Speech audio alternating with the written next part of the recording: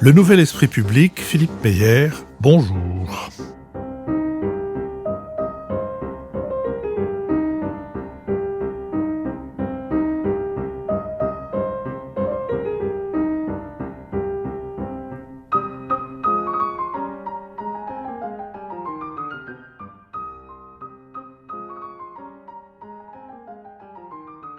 Bonjour, merci de nous avoir rejoints pour ce second entretien avec Marie-Christine Delpech et Pascal Schintz, qui sont coprésidents de l'association La Fabrication Humaine, dont le but est d'essayer de contenir l'invasion de l'intelligence artificielle générative dans le domaine de la culture.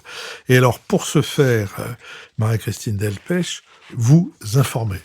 Exactement. Notre label a une vocation qui est de permettre au public d'être informé sur l'origine du produit culturel, quel qu'il soit, qu'il s'apprête à acquérir ou regarder, écouter. Notre but n'est pas de stigmatiser une ou une autre forme de création, mais de permettre de distinguer la création humaine. La création humaine, c'est ce qui nous meut en tant que collectif, donc c'est pour ça qu'on a choisi de privilégier la création humaine, et parce qu'on pense que c'est la création humaine qui est menacée à terme par l'essor de l'IA. Donc c'est pour ça qu'on a choisi de la distinguer. Mais notre label est avant tout informatif et marche sur deux piliers. Tout d'abord, l'adhésion des artistes et la labellisation des artistes de certaines de leurs œuvres, attestant que leur création a été humaine. Deuxième pilier, le public qui, lui, est informé, avec cet enjeu actuellement, et peut-être on va en reparler, de sensibiliser un public qui, on le pense, et c'est notre conviction, n'est pas encore conscient du déferlement actuel et futur des créations par IA qui vont inonder et qui inondent déjà notre société. Alors, dans votre travail d'information, ou par votre travail d'information, vous avez des partenaires. On reviendra sur ces partenaires tout à l'heure, mais avant...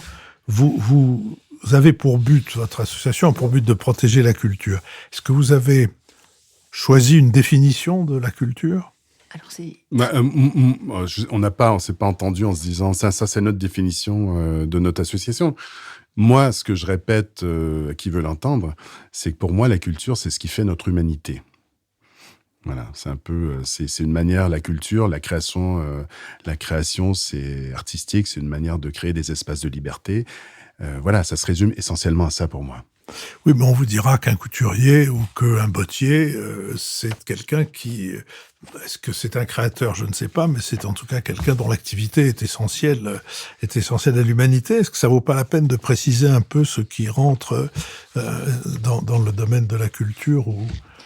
Alors, notre label, au départ, on l'avait réellement conçu pour s'adresser au milieu culturel, c'est-à-dire musiciens, artistes, peintres, sculpteurs, littérature et tous les gens de lettres, tous les gens qui écrivent. Mais ce dont on s'aperçoit, c'est que notre label, il va au-delà de la culture, puis qu'il s'intéresse à tous ceux qui créent... les artisans s'intéressent à nous, des tatoueurs ont montré qu'ils s'intéressaient à nous aussi. Et notre démarche actuellement, c'est de privilégier et de vouloir continuer à essaimer dans le milieu culturel, mais de ne pas s'interdire d'accueillir d'autres artisans aussi, puisque c'est le cas, qui seraient intéressés par notre démarche. Qu'est-ce que font les pouvoirs publics dans ce domaine de la mise en garde sur la distinction entre ce qui relève de l'intelligence artificielle générative et de celle et de la création ? Alors, si je peux me permettre, nous, on a une approche qui est très différente des courants actuels, qui consiste à identifier les contenus qui utilisent de l'IA. C'est ce qui est en train d'arriver de plus en plus. D'ailleurs, je crois qu'il y a, je sais pas si ça a déjà été voté, cette loi où on obligeait les gens à marquer les contenus synthétiques. Je peux pas vous dire précisément, ça serait plutôt notre avocate Christelle qui maîtrise toutes ces questions-là légales. Mais en tout cas, la tendance est plutôt comme ça. Ou de dire, même sur des œuvres d'origine humaine, il n'y a pas d'IA. Eh ben nous, c'est pas notre approche du tout. Notre approche, c'est une approche positive, qui est une approche de revendication d'humanité. Mon œuvre, elle est d'origine humaine. Maintenant, qu'est-ce que le pouvoir public fait pour ça pour l'instant? Malheureusement, j'ai l'impression que il n'y a pas trop d'initiatives. Vous les avez contactés? Vous avez contacté le ministère de la Culture? Alors, le ministère de la Culture fait partie des gens à qui on a parlé et on va reparler, mais nous, ce qu'on souhaite, c'est avoir encore plus d'ampleur pour arriver au ministère de la Culture avec une surface qui soit vraiment intéressante et encore plus intéressante. Mais alors pour l'instant, il n'y a pas d'obligation de labelliser son œuvre. Et je pense que la difficulté actuellement pour les pouvoirs publics, et c'est pour ça que c'est très compliqué et que finalement une initiative comme la nôtre trouve sa place, c'est que il faudrait pour les pouvoirs publics pouvoir prouver qu'une œuvre est 100% humaine. Or, actuellement, et ça, notre docteur en IA nous le dit de manière très réactualisée et très souvent, actuellement, c'est impossible de certifier avec une certitude absolue qu'une œuvre n'a pas utilisé l'IA. Et donc, je pense que c'est cette difficulté aussi qu'affrontent les pouvoirs publics pour agir de manière législative, réglementaire.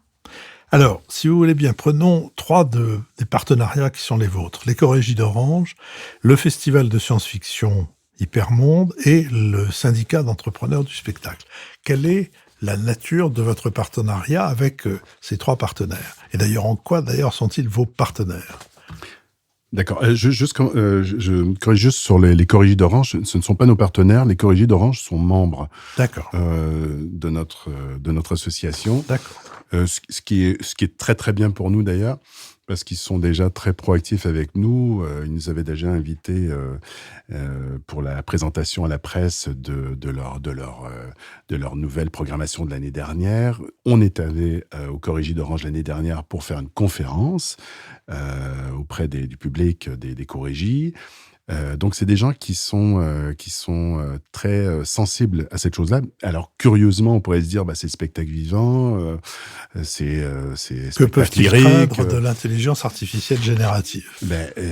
Beaucoup de choses. Ils peuvent craindre à plusieurs niveaux. Il y a plein d'emplois qui peuvent être touchés, que ce soit par exemple la musique. Bon, à part si c'est évidemment des musiques qui est déjà existantes, il peut y avoir la mise en scène, la lumière, les costumes, les décors. On peut très bien en 3 secondes créer des décors pour un opéra. C'est relativement simple. Après, est-ce que c'est un décor qui sera de bon goût, qui sera tout à fait en harmonie avec la musique? Et bon, c'est une autre histoire. Mais voilà, en fait, c'est pour les Corrigis. Je vais juste rétablir là-dessus. Et pour les deux autres, tu veux peut-être... Les partenariats qu'on a noués sont très intéressants parce que ces organismes, qui sont très variés, par cette mise en avant qu'ils nous permettent, montrent qu'ils sont intéressés par notre démarche et qu'ils adhèrent à notre démarche. Mais adhérer à notre démarche, ça ne veut pas dire obliger tous leurs adhérents à utiliser le label, à tamponner toutes leurs œuvres. C'est un moyen pour eux de dire qu'ils soutiennent, qu'ils incitent, qu'ils veulent nous faire connaître, mais sans obligation aucune pour tous leurs adhérents. Donc c'est ce qui rend la démarche très souple et qui nous donne de la visibilité. Par exemple, avec la scène indépendante, qui est un partenariat qu'on a signé il y a quelques mois, donc qui est un syndicat de producteurs de spectacles indépendants. On participe avec eux à des événements. Ils nous présentent énormément de gens et ils nous permettent aussi d'être connus auprès de leurs membres, qui eux-mêmes sont producteurs de spectacles, donc ont plein d'artistes qui travaillent avec eux. Donc ça permet pour nous d'avoir une espèce de caisse de résonance comme ça, qui est très importante pour nous, et de crédibilité aussi. Et de sensibiliser ces publics aux enjeux de l'IA, aux impacts de l'IA dans leur métier, envers des publics qui ne sont pas forcément tout de suite sensibilisés à la question. Et les sociétés, par exemple la SACD, par exemple la SACEM, s'intéressent à vous, vous vous intéressez à eux, parce que s'il y a un domaine dans lequel on a bien vu, vous pouvez très rapidement tirer profit de l'intelligence artificielle générative, c'est la chanson, aussi bien parole que musique d'ailleurs. Oui, bien sûr, on est en contact avec la SACEM et la SACD et on est dans des démarches où on se parle et on fait avancer petit à petit nos idées qu'on espère vont essaimer dans ces sociétés. Peut-être tu peux en parler plus en détail. C'est jamais très simple, hein, parce que je veux dire, c'est des grandes institutions. C'est compliqué parce que c'est aussi la question de l'IA. C'est quelque chose de tout à fait nouveau. Les gens savent pas trop, même au plus haut niveau, savent pas trop sur quel pied danser. Parce que est-ce que c'est bien, pas bien? Est-ce qu'on est complètement du passé si on décide de tout bloquer, ou est-ce qu'il faut aller de l'avant? Donc tout ça est tellement compliqué que c'est difficile d'avoir de construire des choses très concrètes. Donc on est dans la discussion, on se voit. Là, on va voir bientôt les gens de la Société des gens de lettres qu'on avait déjà rencontrés il n'y a pas très longtemps. On essaie de multiplier les rencontres avec le syndicat des librairies françaises, la librairie française. Donc, on voit les gens, on discute, on les revoit, on en rencontre d'autres, on voit des artistes, les choses avancent. Et je pense que à terme, j'espère le plus tôt possible, on va finir par harmoniser finalement nos idées, nos discussions et surtout les priorités. Qu'est-ce qu'on fait pour notre magnifique et précieux patrimoine créatif humain? Et là où notre démarche est particulièrement intéressante pour ces sociétés, c'est que notre label, il est purement informatif. Il n'est pas stigmatisant dans un sens ou dans l'autre. Donc chacun peut choisir et avoir des pratiques totalement diversifiées. Oui, mais on ne peut pas utiliser votre label sans respecter le manifeste qui est celui de votre association. Bien sûr, mais œuvre par œuvre. Oui, d'accord. Vous êtes approché aussi du Festival Off d'Avignon, alors qui est je cherche une fourmilière, on va dire, artistiquement parlant, une fourmilière d'hommes, de femmes, de contenus. Et quand je dis d'hommes, de femmes, c'est encore limitatif. Qu'est-ce qu'il peut y avoir comme coopération justement entre cette fourmilière d'initiatives artistiques, de propositions artistiques et cette fourmilière d'artistes du spectacle vivant et le label de la fabrication humaine? Je pense que la réponse, elle est dans la question. Parce que quand vous parliez de fourmilière artistique, c'est la fourmilière de la créativité, de l'ébullition, Pascal le disait, de l'humanité. Et c'est ça qui fait qu'on se rencontre avec le Festival Off d'Avignon. Qu'est-ce qui fait l'essence de ce festival? C'est la capacité créative de l'être humain. Donc, évidemment, on se parle, on se comprend, on se rencontre. Et au Festival Off d'Avignon, nous, qu'est-ce qu'on y fait? On essaime, on veut sensibiliser le public, les artistes et faire rentrer le maximum de gens dans notre démarche. Moi, mon rêve, c'est d'avoir quelqu'un qui rentre dans une librairie et qui dit est-ce que ce livre-là, il est bien labellisé Fabrication humaine? De quelqu'un qui écoute de la musique sur des plateformes en ligne et qui dit ah non, mais moi, je veux la playlist labellisée Fabrication humaine. Et là, on aura gagné. Alors, pour s'acheminer vers la fin de notre entretien, une question personnelle à l'une et à l'autre. Qu'est-ce qui a été le plus vif sujet d'étonnement, positif ou négatif, pour vous depuis que vous avez entrepris l'activité de cette association? Marie-Christine Delpech. Alors pour moi, l'étonnement toujours renouvelé, c'est à quel point nous sommes précurseurs. Je ne crois pas que dans le public, les gens aient conscience du déferlement de l'IA. Plus de la moitié des contenus qui sont sur Internet sont générés par IA. L'IA génère de l'IA à partir de l'IA sur Internet désormais. Un tiers, 25% des contenus téléchargés sur les plateformes en ligne par jour sont des musiques, puisqu'on parlait de musique, générées par l'IA. Et je pense que le public n'est pas conscient que l'IA, en grande partie, sauf sauf cas exceptionnel où on parle de la bataille entre Brad Pitt et Tom Cruise et on sait qu'elle est générée par IA, enfin c'est ce qui est sorti récemment, l'IA avance la plupart du temps masquée en ne disant pas que ce qu'on regarde, ce qu'on lit est généré par IA. Donc je pense que le public pense que voilà, le livre est écrit par un auteur. Et cette absence de prise de conscience qui est toujours un élément d'étonnement et d'inquiétude pour moi. Pascal Chahn. Eh bien moi, je pense que c'est de creuser justement toutes ces questions-là sur les impacts de l'IA qui m'angoisse énormément parce que je voudrais pas être trop négatif parce que c'est vrai qu'on essaie de rester sur un message très positif, très optimiste avec l'association. Mais à partir du moment où on commence à se poser des questions sur l'impact que représente la diminution du nombre de créateurs, la disparition d'un certain nombre de métiers, tout ça, ça a un impact. Et cet impact-là, aujourd'hui, on n'en parle pas. Ou en tout cas, on l'effleure. Et je n'ai pas le sentiment qu'il y a beaucoup de choses qui est fait pour préparer le changement, pour modéliser le nouveau paradigme qu'il va falloir recréer, façonner, réfléchir. À quoi va ressembler l'éducation dans 10 ans? À quoi va ressembler la culture dans 10 ans? À quoi va ressembler notre système politique? Comment les gens vont gagner leur vie s'il n'y a plus d'emploi? Si on perd, je sais pas moi, une partie importante, 25-30% même de l'emploi. Comment les gens vont vivre? Qu'est-ce qui va se passer? À quoi va ressembler nos vies? À quoi on va servir finalement? Si en plus du reste, c'est les machines qui créent la culture. Donc tout ça m'angoisse énormément. Et plus je creuse, plus je réfléchis et plus j'angoisse. Quand vous êtes intéressé, je prends un secteur un peu restreint parce que sinon, je pense qu'on n'arriverait pas à exemplifier la chose, mais prenons celui que vous pratiquez, qui est celui de la bande dessinée. Quand vous avez découvert des bandes dessinées fabriquées par l'intelligence artificielle générative, est-ce que vous leur trouvez un point commun? Est-ce que vous pourriez, si je puis dire, les déceler à l'œil nu? Alors, il y a deux choses très importantes là-dedans. Aujourd'hui, oui, je pense que on peut le faire parce que quand même dessiner une BD avec l'intelligence artificielle, on sent quand même les choses encore aujourd'hui. Mais le souci,